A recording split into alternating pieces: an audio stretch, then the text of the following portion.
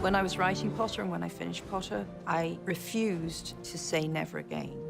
I consistently said Harry's story is finished, and I was half right, because then we did Cursed Child, although that's not really Harry's story. We do see Harry later in life. But in the back of my mind, it was this backstory that I always thought, you never know. I knew that Warner Brothers had bought the rights to Fantastic Beasts, so it was Beast that was in the back of my mind for 10 years. Maybe that will be the place I go.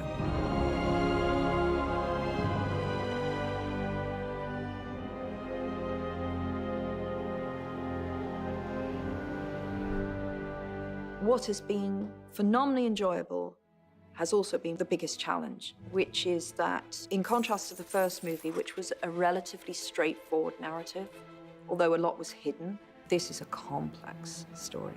So that was simultaneously very challenging to write and enormously satisfying to write. It was finding the structure to make sense of all these different strands so that people understood when we hit our climactic scene what was at stake and why characters were reacting as they were reacting to Grindelwald.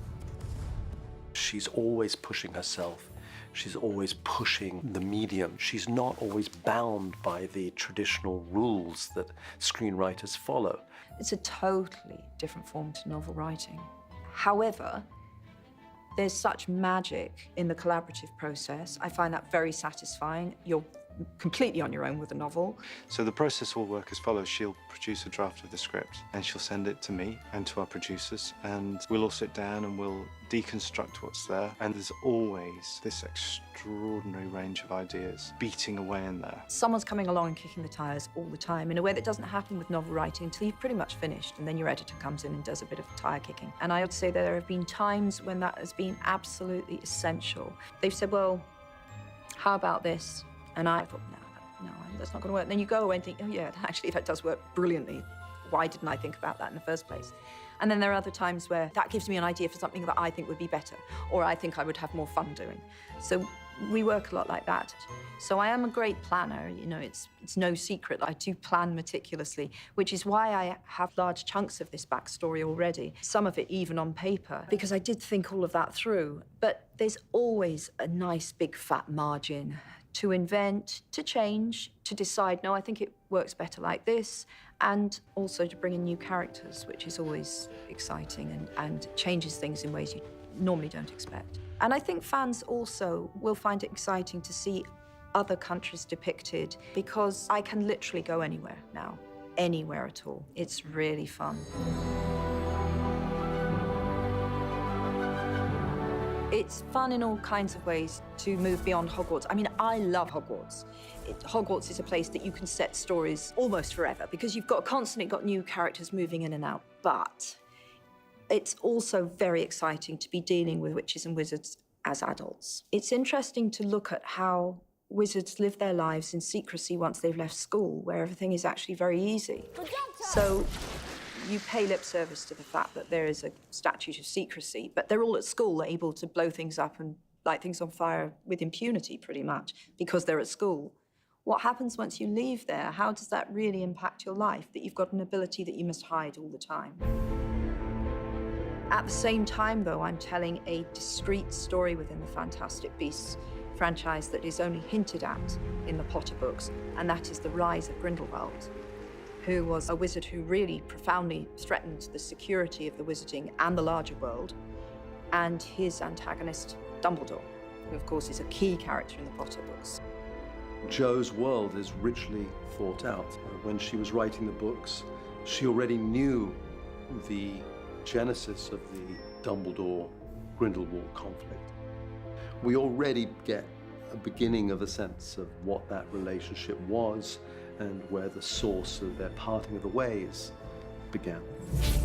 I think Grindelwald is a much more interesting villain than Voldemort. I love Voldemort, but Voldemort was pure evil. And Grindelwald is, for me, immeasurably scarier because he persuades, he makes sense, he talks in seemingly rational terms. You came today because you crave something new.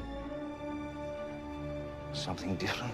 You can understand why people follow him. They follow him not just from fear. Many people follow Grindelwald because they believe what he says. So these stories culminate in the rally that Grindelwald holds, where all of these characters, with their diverse histories, their diverse blood status, all of them find themselves in this auditorium facing this man. Is he the answer?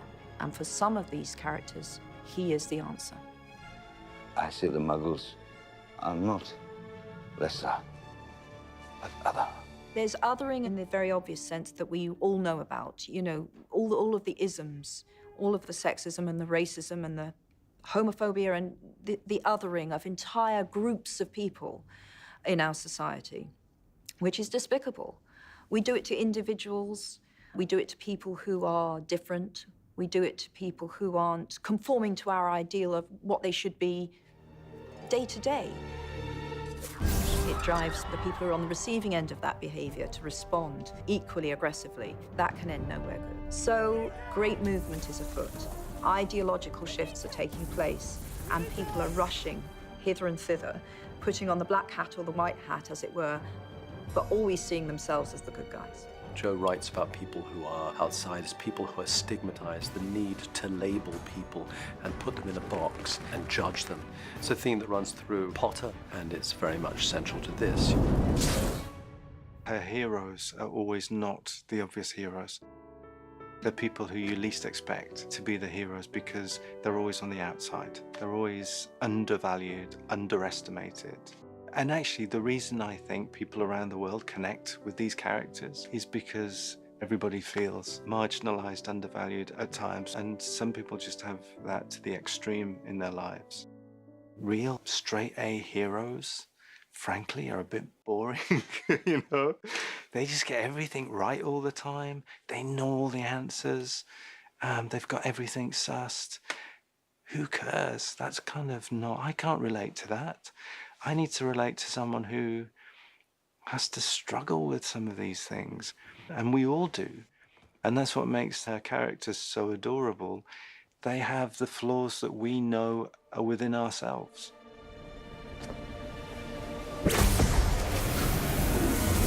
Everyone wants to just hear, well, there are good guys and baddies, and it's about wanting to fight the baddies. Well, the trouble is that the people you call baddies think they're doing exactly the same thing. It is much more nuanced than that. David Yates and I have sat together and laughed about how this is not a straightforward story. You can't reduce it to the good guys versus the bad guys, because good guys cross over, bad guys are redeemed. This is a different kind of story. I was walking through Soho after editing Fantastic Beasts 2 one afternoon, and coming in the opposite direction was this little kid dressed as Harry Potter, and he was about 7. And I thought, well, he wasn't around when the books came out. He wasn't around when the movies were being made. This kid is dressed as Harry Potter on a Thursday afternoon, sometime in August. What's going on? And so these stories have the spirit, I think, to capture lots of people across generations. She touches on these themes which are timeless. Our relationships are key to who we are. And our friendships, these relationships that we choose, are so revealing of who we are. I think that the relationship between Harry, Ron, and Hermione, and others in the Potter books, was actually at the heart of why people connected so much with those stories. The magic is fun, and it's interesting, and it has its geeky side in that you can learn all of these rules. It's fabulous, but at heart, it was the relationships that kept people invested in the stories. Sometimes it's, these are friends I wish I had, or these are friends I feel I do have within the pages of this book or as I watch these stories. That's what art can do. It can give you relationships you've never had. The world that Joe has created is getting richer, and I think that we are seeing the scope of the magical universe being greater. All of the stories I've written within this world, while they certainly share certain overarching themes, you cannot beat a good yarn.